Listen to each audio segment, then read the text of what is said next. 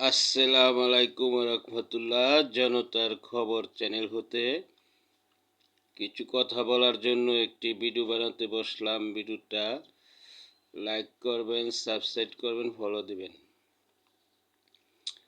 বিষয় হলো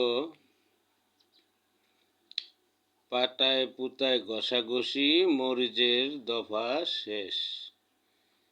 তেমনি বাংলাদেশের রাজনীতিদের কাছে জনগণের অবস্থা হয়েছে এমনই।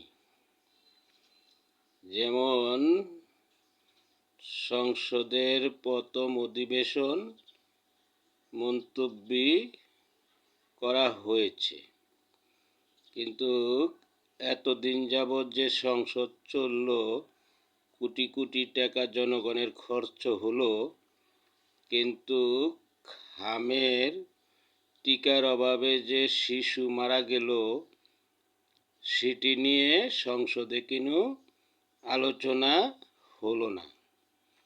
সরকারি দল, বিরোধী দল এবং আমেরিকার সাথে যে গোলামি চুক্তি করেছে, জনগণের উপরে যে প্রভাব পড়বে সেটার ব্যাপারেও তারা কোনো আলোচনা করে নাই।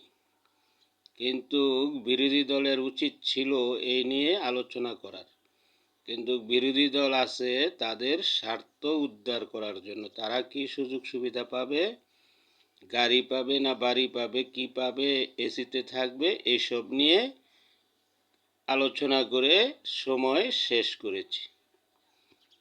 এই হলো বাংলাদেশের রাজনীতিবিদদের অবস্থা। আসসালামু আলাইকুম রহমতুল্লাহ।